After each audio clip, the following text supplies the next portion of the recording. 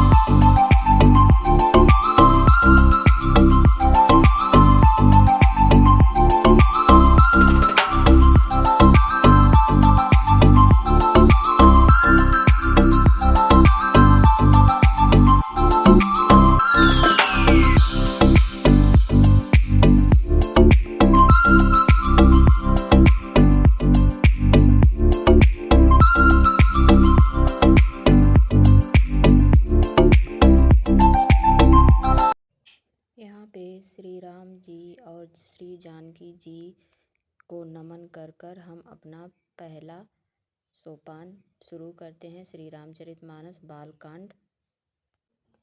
अक्षरों, अर्थ समूहों, रसों, छंदों और मंडलों की करने वाली सरस्वती जी और श्री गणेश जी की मैं वंदना करती हूँ। श्रद्धा और विश्वास के स्वरूप श्री पार्वती जी और श्री शंकर जी की मैं वंदना करती हूँ, जिनके बिना सिद्ध जन अपने अंतःकरण में स्थिर ईश्वर को नहीं देख सकते।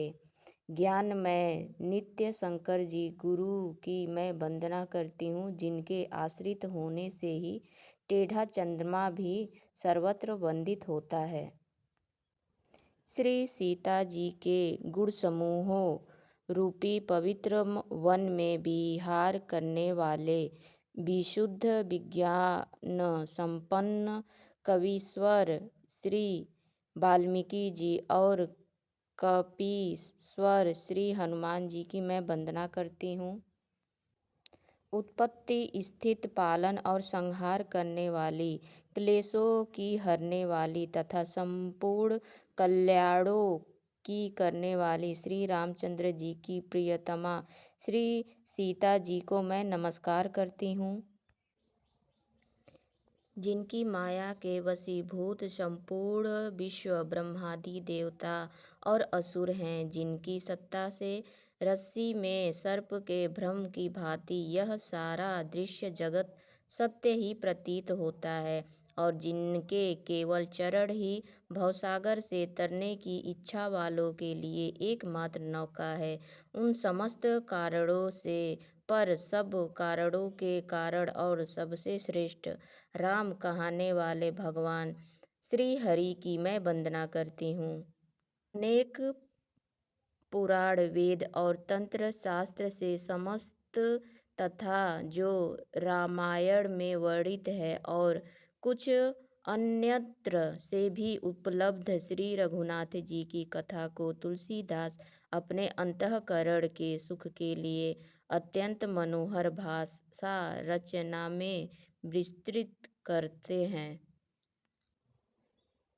जिन्हें स्मरण करने से सब कार्य सिद्ध होते हैं। जो गणों के स्वामी और सुंदर हाथी के मुख वाले हैं, वे ही बुद्धि के राशि और शुभ गुणों के धाम श्री गणेश जी की मुझ पर कृपा करें, जिनकी कृपा से गूंगा बहुत सुंदर बोलने वाला हो जाता है और गड़ लंगड़ा लूला दुर्गम पहाड़ पर चढ़ जाता है। वे कलयुग के सब पापों को जला डालने वाले दयालु भगवान मुझ पर द्रविड़ हो दया करें। जो नील कमल के समान श्याम वर्ण हैं, पूर्ण लिखे हुए लाल कमल के समान जिनके नेत्र हैं, और जो सदा श्री सागर में शयन करते हैं, वे भगवान नारायण मेरे हृदय में निवास करें। जिनका कुंद के पुष्प और चंद्रमा के समान गौर शरीर है, जो पार्वती जी के प्रियतम और दया के धाम हैं, और जिनका दिनों पर स्नेह है, वे कामदेव का मर्दन करने वाले शंकर जी मुझ पर कृपा करें। मैं उन गुरु महाराज के चरण कमलों की वंदना करती हूँ, जो कृपा के समुद्र और नर रूप में श्री हरि ही हैं, और जिनके वचन महामोह रूपी घने अंधकार के नाश करने के लिए सूर्य किरणों के समूह है। मैं गुरु महाराज के चरण कमलों की रज की वंदना करती हूँ, जो सुरुचि सुंदर स्वाद सुगंध तथा अनुराग रूपी रस से पूर्ण है। वह अमर मूल संजीवनी जड़ी का सुंदर चूर्ण है, जो संपूर्ण भवरोगों के परिवार को नाश करने वाला है।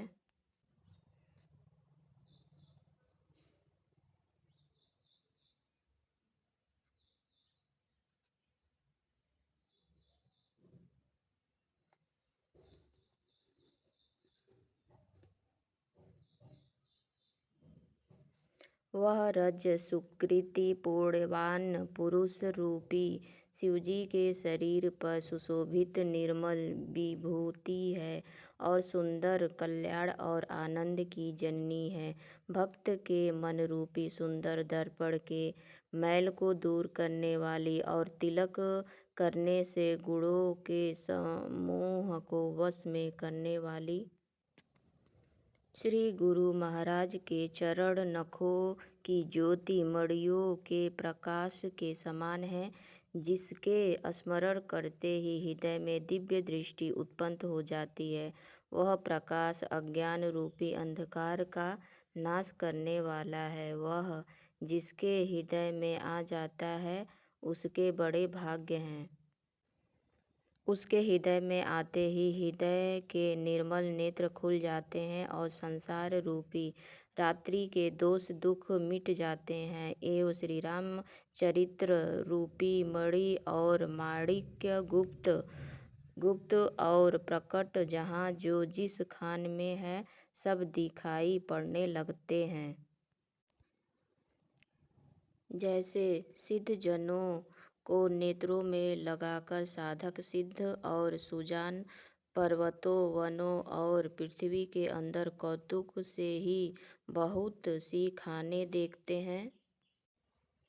श्री गुरु महाराज के चरणों की रज कोमल और सुंदर नयनामृत अंजन है, जो नेत्रों के दोषों का नाश करने वाला है। उस अंजन से विवेक रूपी नेत्रों को निर्मल करके मैं संसार रूपी बंधन से छुड़ाने वाले श्री रामचरित का वर्णन करती हूँ। पहले पृथ्वी के देवता ब्राह्मणों के चरणों की वंदना करती हूँ, जो अज्ञान से उत्पन्न सब संदेहों को हरने वाले हैं। फिर सब गुणों की खान संत समाज को प्रेम सहित सुंदर वाणी से प्रणाम करती हूँ।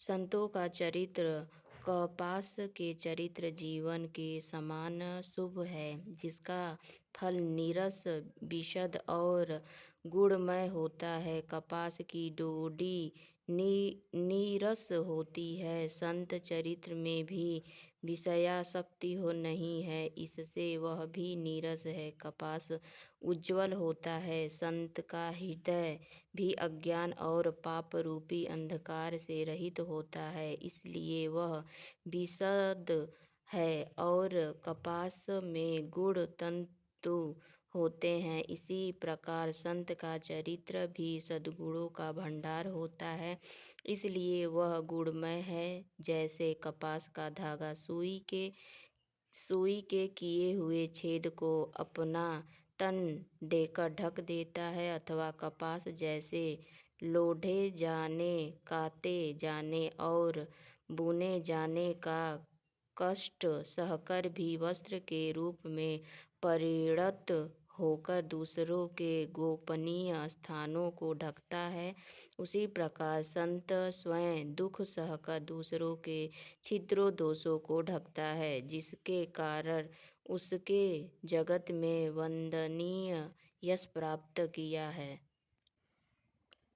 संतों का समाज आनंद और कल्याणमय है। जो जगत में चलता फिरता तीर्थराज प्रयाग है, जहाँ उस संत समाज रूपी प्रयागराज में राम भक्ति रूपी गंगा जी की धारा है और ब्रह्मा विचार का प्रचार सरस्वती जी है।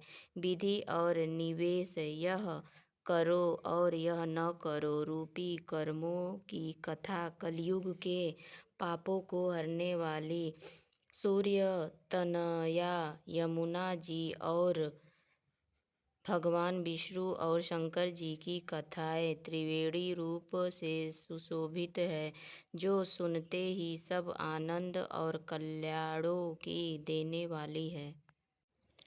उस संत समाज रूपी प्रयाग में अपने धर्म में जो अटल विश्वास है, वह अक्षयवट है और शुभ कर्म ही उस तीर्थराज का समाज परिकर है। वह संत समाज रूपी प्रयागराज सब देशों में सब समय सभी को सहज ही में प्राप्त हो सकता है और आदर पूर्वक सेवन करने से क्लेशों को नष्ट करने वाला है। वह तीर्थराज अलौकिक और अकथनीय है एवं तत्काल फल देने वाला है। उसका प्रभाव प्रत्यक्ष है। आज का रामचरितमानस यहीं तक आप लोगों को मैं सुनाती हूँ दोस्तों। कल जहाँ से मैंने छोड़ा है फिर वहीं से शुरू करूँगी और आप लोगों को फिर मैं सुनाती हूँ। तो तब तक के लिए bye. Thank you so much मेरी यह वीडियो देखने के लिए।